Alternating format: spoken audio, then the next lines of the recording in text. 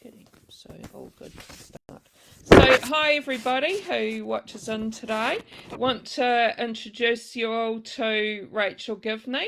So thanks so much, Rachel, for joining us. Rachel's a writer and filmmaker, originally from Sydney but currently based in Melbourne. And she's worked on Offspring, The Warriors, McLeod's Daughter, Rescue Special Ops, and All Saints. And her films have been official selections at the Sydney Film Festival, Flickerfest, and many more. Her first novel, which was published in 2020, was Jane in Love, and her newest novel is Secrets My Father Kept. Hopefully people can see that.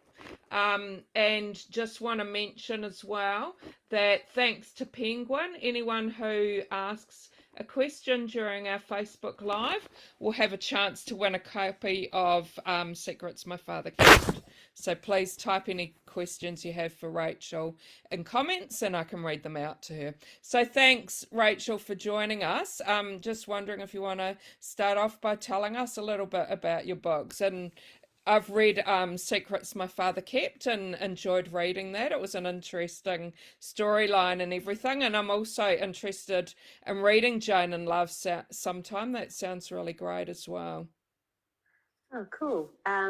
So Secrets My Father Kept is historical fiction. It's set in Krakow, Poland in 1939 as Hitler prepares to invade. An inquisitive and intelligent young woman tries to find her missing mother, who disappeared several years ago. But standing in her way is her father, who refuses to talk about what happened. As World War II looms and the Germans are lining up on the border, ready to invade, the young woman finally discovers the truth about what happened to her mother, and she must decide whether she's going to reveal it. Because this secret is going to change her life and her father's life forever. It's a coming-of-age story on her journey to find out what happened to her mother. Marie discovers how the world works, essentially.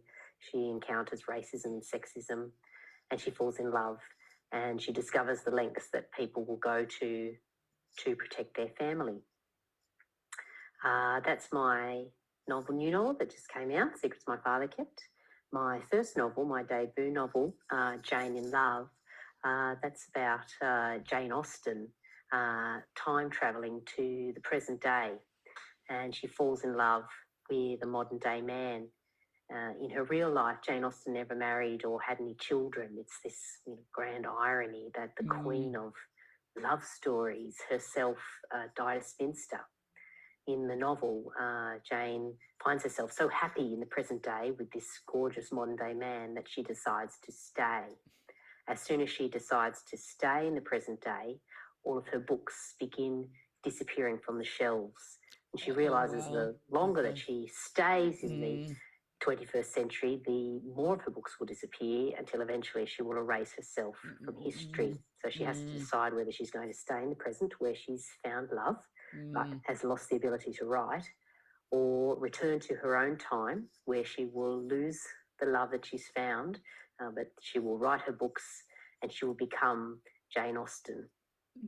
Both of my books explore the struggles, I guess, that women face in navigating and the choices between relationships and career, between family and work. In Secrets My Father Kept, the young woman, the heroine, she wants to become a doctor, but she encounters tremendous opposition from society towards following her dream. And she realises that the world can be a very hostile place for women with ambition. And it's the same theme, really, in Jane in Love. Jane Austen herself never married or had any children, and if she had done, she probably would have made the best wife and the best mother and published absolutely nothing. They sound like quite different genres, is that correct? I would say because Secrets My Father Kept is set in 1939, the surroundings, the environment that the heroine is looking for her mother in is is much darker. Whereas the Jane in Love, when the book begins, it's set in Regency time, and it's sort of set like a Jane Austen novel, so it's very funny. So one has more comedy, I'd say, and the other one is more it's darker. Yeah. And could you tell us how you first got the idea of Secrets My Father Kept? When I was writing Jane in Love, actually when I was editing Jane in Love, I was thinking about this idea of the struggles that women face between love and career, and I thought, what other time periods in history could I explore this idea? And World War II is a really interesting time for women. It's the first time that women sort of enter the workforce en masse. They're forced to go into the factories, to build the tanks, essentially, and the dignity of earning a wage that they feel for the first time en masse. It really provokes the great feminist movements of the 20th century in my book. So I thought it was a very interesting time for women and a very interesting time to explore that same struggle. So I thought, well, let's do it there. When I was doing the research for Secrets My Father Kept, I came across a very I guess it's a very sort of a strange but beautiful custom that women of Eastern Europe still practice to this day, which sort of plays into the major theme of the novel. So I wanted to set it in Eastern Europe as well because of that. I won't say too much about that because that will might give away the ending. But also, I've read lots of World War II fiction, and they're usually sort of set in Germany or France. I've rarely read a book set in Poland, so I thought, if I'm going to write one about World War II, I'll set it in Poland because it's a beautiful country with a very bloody and complex history, and it was a huge theatre in World War II. No, that's really interesting. Thanks. And we've got quite a few people watching, which is great. So just reminding you, if you're watching, if you ask a question, you've got a chance to win a copy of Secrets My Father Kept, thanks to Penguin. We've got quite a few people, Anne and Sharon and Belinda. They've all asked about the research you've done for your books. Yeah, when I was, this is pre-lockdown, pre-coronavirus, I was very lucky. I went to Poland several times. And I visited the places where the novel is set. So I visited Krakow a few times. I visited Warsaw, visited some old Prussian towns. I visited Lvov, which is in present-day Ukraine. I have family from Eastern Europe, so that was very interesting to go to those places and almost recognise my mother in the faces that you see there, which is wonderful. And I visited lots of apothecaries. There is a lot of scenes set in apothecaries, really, pharmacies, in the book, Jewish quarters. And I also visited the Jewish Holocaust Centre in Elstonwick, in Melbourne, here in Melbourne, a fabulous museum in which you can listen to survivor stories. Okay. That was a fabulous resource. I had a Jewish consultant also read the novel and give me her feedback, and she gave me excellent notes. I've also been learning Polish for the last 2 years. Oh, wow. A beautifully difficult language, Dzień dobry, to anybody out there who speaks Polish. And my Polish teacher a wonderful man called Zbyszek, read the novel several times and acted as a consultant as well. Okay. So yeah, it was a fabulous time to research, and a fabulous location to research. There was I had to eat a lot of Polish food just to make sure I was very authentic with my portrayals there. That sounds great, yeah. So it certainly sounds like there was quite a lot of research involved. Sharon's wondering how long it took to write the book. Hi, Sharon. It took, I think it probably took about, it maybe took 2 years of sort of just in the background, sort of latent thinking, where I would go to Poland and I would think about and get some ideas. And then when it actually came to writing it, I think it took, probably took 9 months to write the first draft, and then maybe 6 or 7 months to do the edit. Okay. And Anne's wondering if both your books are published by Penguin.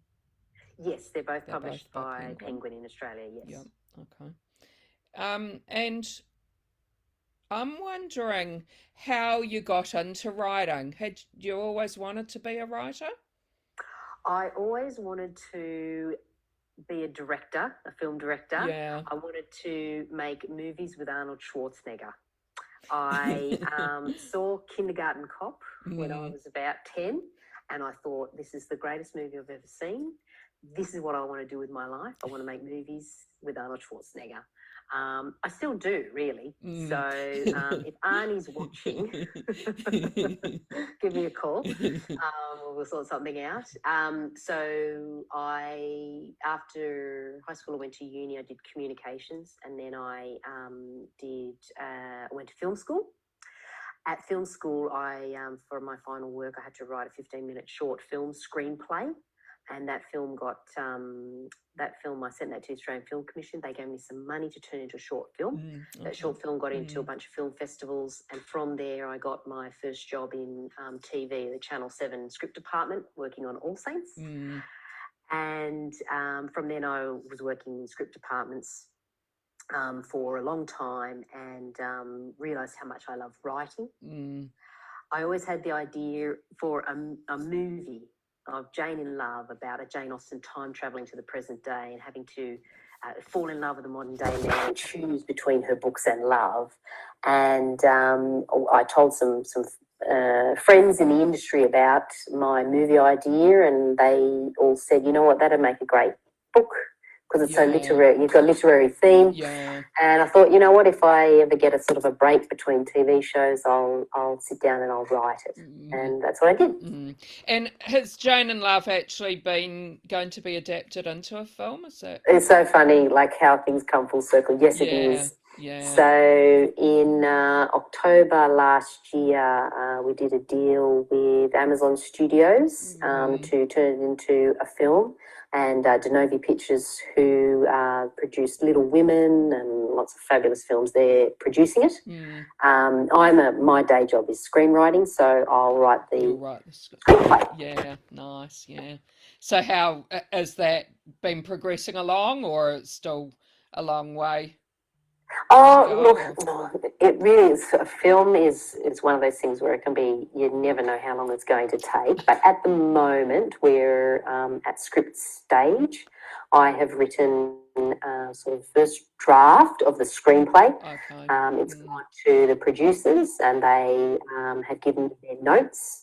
Once they're happy, and it's in a good shape, we'll send it off to Amazon, and then Amazon will do a round of notes and changes.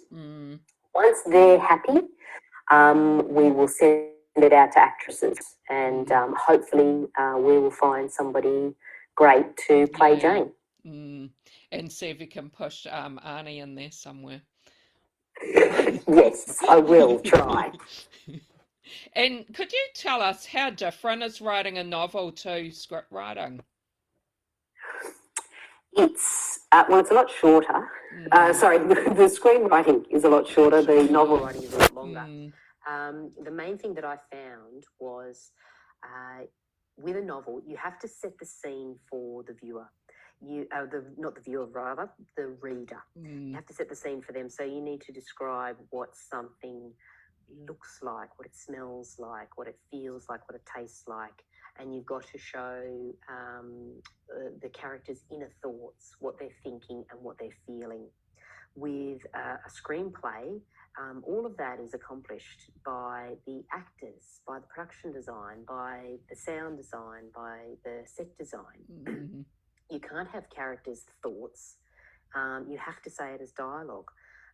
So, like, for example, in Jane in Love, there is a scene where Jane travels to London, and this is London in the throes of the early Industrial Revolution. So it stinks, it's dirty, the Thames River is very polluted. And so I need to describe all those things in the novel, including Jane's reaction to all of this, because she's from the country, and the countryside rather. And whereas in the screenplay, I've just written London, a capital seething in the throes of the early Industrial Revolution. And, it took me a page to describe it in the novel, but it's just one line in the screenplay, because the rest will be worked out by the costume design, the set design, production design. So you have to set the sensory, set the scene for the reader with a novel in a way that you really don't need to do with a screenplay. However, the downside is you can't show what a character's thinking or what a character's feeling really in a screenplay. That'll always come out in the dialogue. Yeah. And Cassie said that she thinks Anne Hathaway would be great for Jane. She's already played Jane, Cassie. What did you think of her? And I'll take that on board. Kelly said she loves how you've written in different time eras. Just wondering if you found one more difficult to write than the other. Interesting. They both required a lot of research, but both of them, it was great because the places where these were set.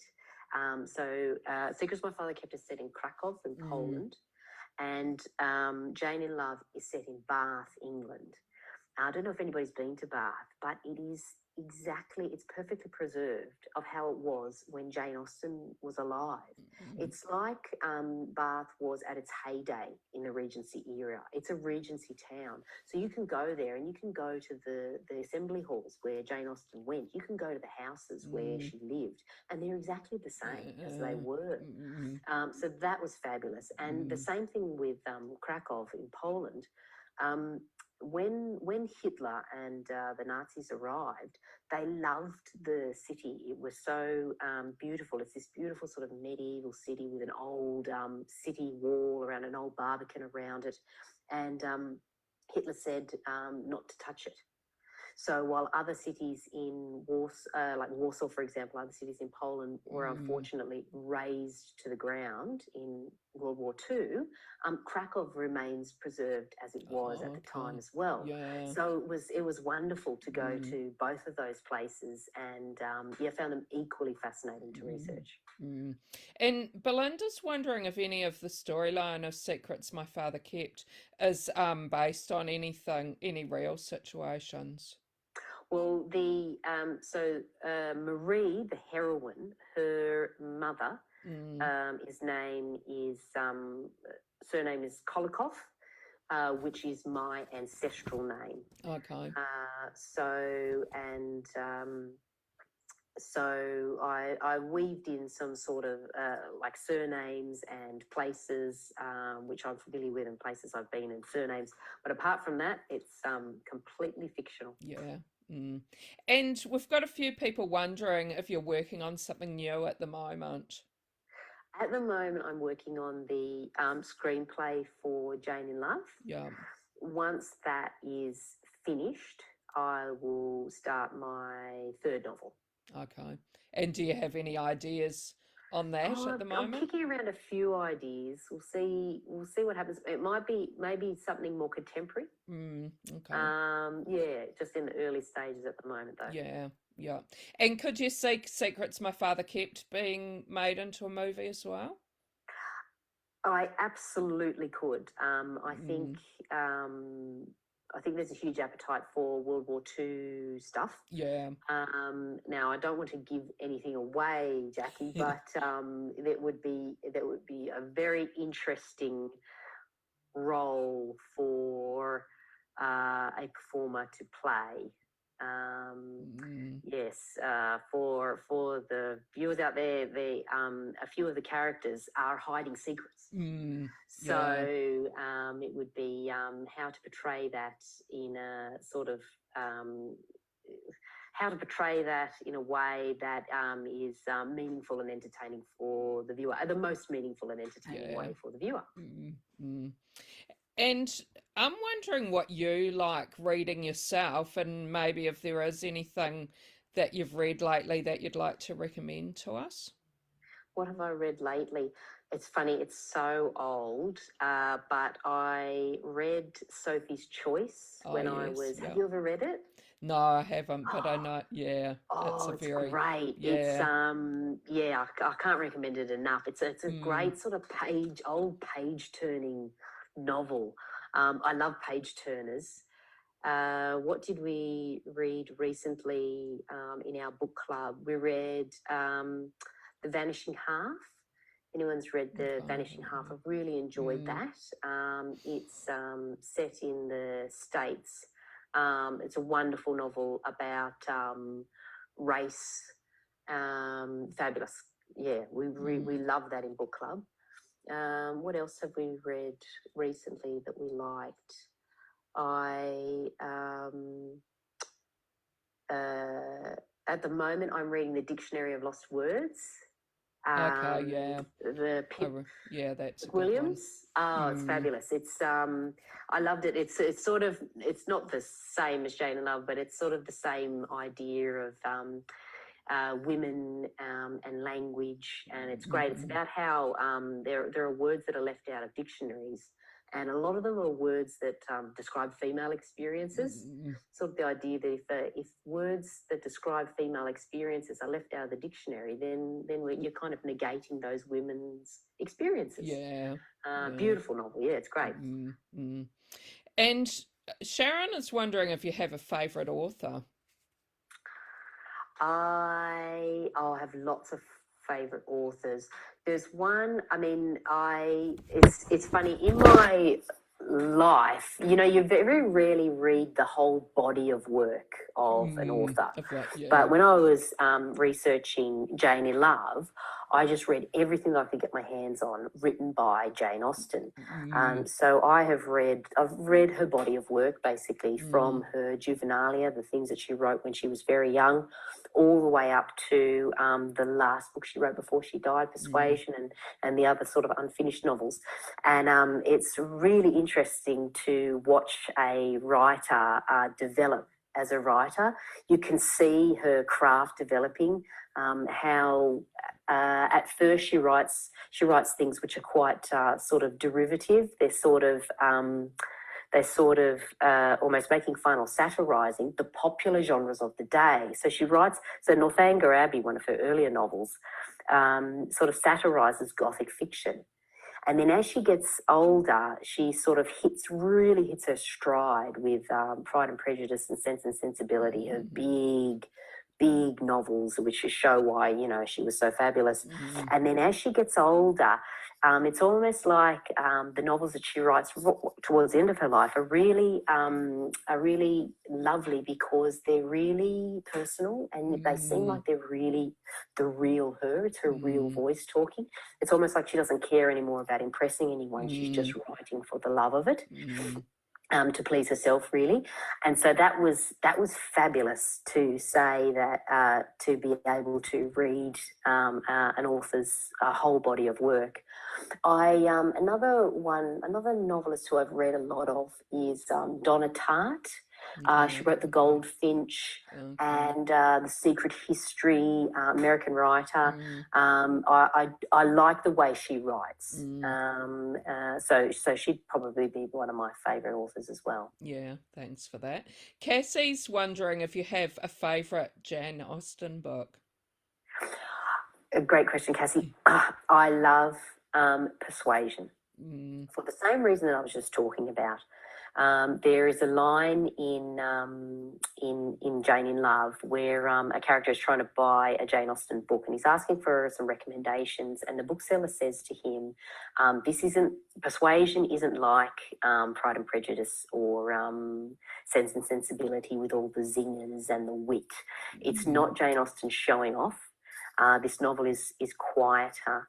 It's the last book she wrote before she died, and that's what I really found when I read it. Persuasion is about a young woman, a woman who's rapidly approaching spinsterhood, actually, who rejected a man in her youth, and now she regrets it.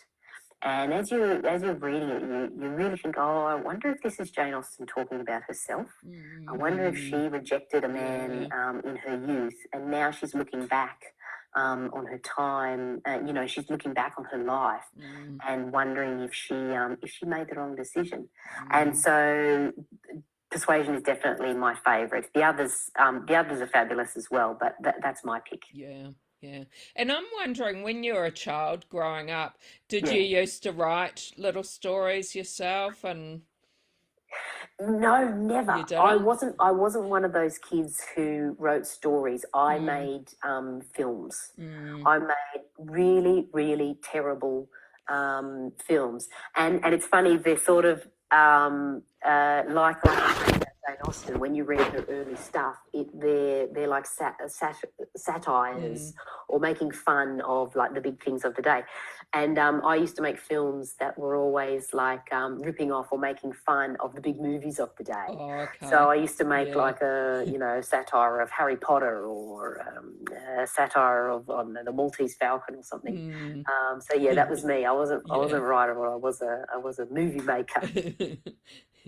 And I'm wondering if you could be a character in any book for a day, who would you want to be?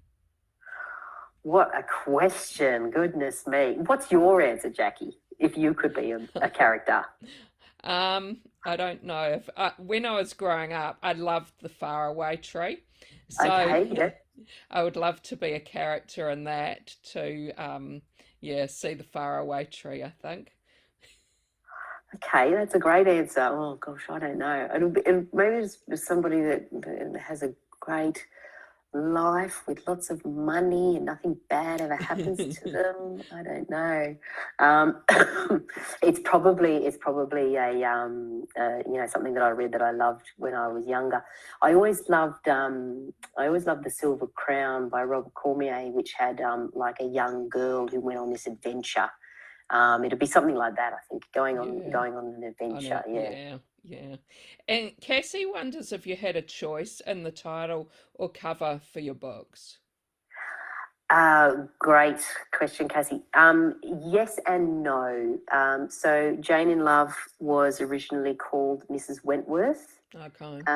Which is, it's interesting. I probably prefer the title Mrs. Wentworth, but I think that Penguin know what they're doing and picked a title which they thought would draw readers in straight away. Yeah. Like if you're sort of walking through an airport or something, you go to the bookshop, you need something to read. If you pick up Jane in Love, you instantly get an idea of what it's going to be about. Whereas Mrs. Wentworth, you need to get to the end to realise what the title means. The same thing with Secrets My Father Kept. Secrets My Father Kept was called The Glass Mountain, which is, again, you need to almost read all the way to the end to get what that means. So I think in both occasions, Penguin were right to pick the titles that they did. With Secrets My Father Kept, they actually said to me, do you have any suggestions for an alternate title? And I suggested Secrets My Father Kept. So you do often get, you're usually consulted on it, and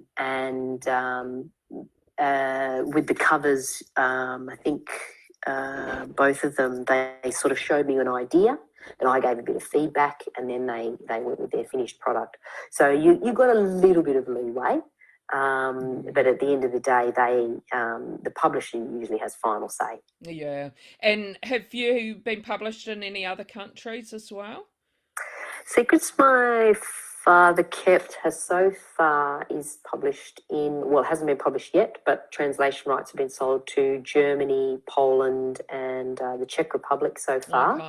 Okay. Jane in Love is published in the US, Canada, Hungary, Romania, Russia, Indonesia, Okay. Poland, quite a few Very places, wide, which has been yeah. great. Yeah. What I really like seeing sometimes is the different, like how different the covers are in the different Yes. countries as well. Yeah. Yeah. So Yeah. has it been quite different in other Yeah, me countries? too. I thought the Romanian cover for Jane in Love was really beautiful. They did quite this soulful cover where it's like a silhouette of Jane Austen, sort of a black silhouette, and then the background is like the modern London skyline. Oh, So you can okay. see like the London Eye and Big Ben, and so it's great because you get the idea of time travel. I don't mind this cover either. That's Yeah, quite I good, where like it's that got the one as well. silhouettes of Jane, and it's almost like she's fading away. She's getting lighter and lighter, Yeah. which is what happens in the book. She sort of slowly kind of makes herself vanish by staying in the 21st century. Yeah. Yeah. And could you tell us what you hope readers will love about your books? Well, I come from a film world, so the main thing that I want is that for a reader to be moved and want to know what happens to these characters. Do they get the thing that they want? And that's a very filmy thing. I always want to make sure I've moved my audience if I can.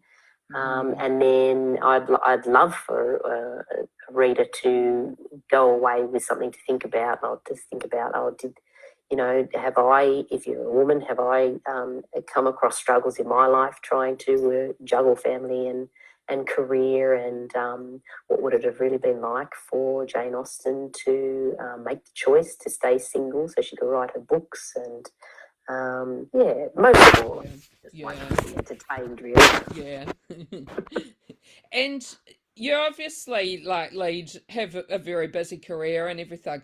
Could you tell us how do you have a very structured day for your writing, or how do you go about your day? Working in film and TV, you have very tight deadlines, so that's been a great advantage. I think is that I've had deadlines drilled into me for a long time, and I would, if anybody was wanting to write something, I would say to them, set yourself a deadline, even if it's like an artificial deadline is fine, or a real deadline, like I want to write this. Manuscript because I want to submit it to a competition or something, and the due date for the competition is 15th of August or whatever, so I'll write it by then. I think deadlines are great. And then I just ascribe to the mantra, don't get it right, get it written. It's much easier to go back and edit something, I think, rather than stare at a blank page and try to write something perfectly the first time. So that's what I do. I don't get it right, I get it written. I sit down at my desk and I write as much as I can every day until the thing is done. And then I go back and edit it. And the book really comes alive in the edit. That's when the book actually is really written. But it's so much easier to edit something than it is to sort of stare at a blank page and try to be perfect. And after having your career in screenwriting, did anything surprise you with the process of getting a book published and the editing process? And the difference between the two for me was when you're sort of writing for a TV show, There might be 5 or 6 of you writers. You all sit around a table with a whiteboard, and then you plot what's going to happen in that season, what's going to happen to all the characters. And you might go over 10 or 12 episodes or 20 episodes, however long the season is. You work out everything that's going to happen. And then you all go off and you write 1 or 2 episodes each. And then you get feedback from the director, the producer, the network, and you have to put that in. When you're writing a novel, it's just you and the computer, and you don't answer to anybody really. When you even when you meet up with your editor in the publishing house, he or she will suggest to you these changes, but they always say, "Oh, and by the way, these are just suggestions. You don't have to put them in. You know, we've already bought the novel. We're going to publish it. These are just suggestions." And so it's wonderful. So writing for TV or for film, it's this wonderful sort of collegiate, collaborative experience. You're working with lots and lots of different other people. The downside of that is, so it's a lot of fun, but the downside of that is that you're never really writing anything that's just your own. If it's a TV show, that you don't own those characters, and you don't own those storylines. And at the end of the day, you have to write what you were told to write. With a novel, you can write whatever you want. But the downside of that is it's a very lonely experience. Yeah, that's very interesting. And did you find, like, when you were writing that you wanted to did you show it to someone as you were writing? Yes, I showed it to, I had a freelance, I paid a freelance editor to read it. I actually paid 2 freelance editors to read it. And once they gave me their notes and I incorporated them and we did a few rounds, then once I was sort of reasonably happy that it was in good shape, I actually gave it to my book club. And I got everybody in my book club to read it. And I said, tell me if you think this is rubbish. Tell me if this makes sense. And they gave some excellent feedback. And then once that was, once I was sort of happy that it was in good shape, so it was probably at about a 3rd or 4th draft by this point, then I submitted it to a agent. And how hard or easy was it to get that first book published? Jane in Love was the second publisher that my agent tried. He was the second publisher. So it was. I couldn't tell you if that was hard or if that was easy or difficult. But I remember it being it might have just been lucky, or I think it helped. I did think it helped that I had a very a strong hook, I guess, because it's about Jane Austen. So a reader can, Jane Austen fans might automatically be interested in it from that point of view. And how do you find reviews? Do you read reviews or you don't read reviews? I think reviews are, the only time I've ever really read reviews was when I started writing the Jane in Love screenplay, because what I wanted to see was there anything I missed in the novel that I could do in the film, but reviews are hard because a lot of the time the person who's reviewing it, if they didn't like it, it's because they didn't like, it's usually like they didn't like the ending, or they didn't like this character, or they didn't like how it happened like this. And you think, well, if I change the ending, or if I change this character, or if I change what happened, then it's a different book. So that's interesting you say that, because that's what a lot of people I see, like, who read the book and then see the movie, and there are some books you read and then the ending's totally changed, and you think, what are your thoughts about that? Well, when we had some meetings with movie studios, to discuss potentially turning Jane in Love into a movie, one studio wanted to change the ending.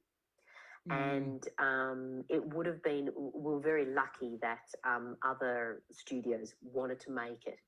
If it had been that it turned out that only that studio had wanted to make the movie, but would have insisted on changing the ending, would have been really difficult to think,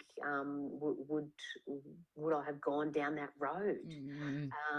I think for me, when I'm excuse me, when I'm writing a novel or a film or a short film or anything, when I'm telling any story, I always have the ending in my mind before I start. I think if you can end a story well, then you're on to a winner. So for me, I probably, now that I think about it, I probably would have refused, I think, because if you change the ending, then I think you change the story. Yeah, that's true. Thanks so much for joining us. Been great chatting to you. Before we finish off, just reminding people, if they do have a question before we finish, please type it in comments. While we wait to see if there are any more questions, are there ways people can keep in touch with you? Yeah, absolutely. I'm on all the socials, I guess. I've got a website, rachelgivney.com, and you can send me an email there if you like. And I'm on Instagram and Facebook. Well, thanks so much. And I'm really, really looking forward to reading Jane in Love, and want to now see the movie as well. So hopefully, like you said, it's goes along true to the story, and we're all really excited about the movie as well as the book. And looking forward to seeing what else you have coming out. Thank you, and thanks to everyone who joined in, and thanks to Penguin as well. Thanks. Bye.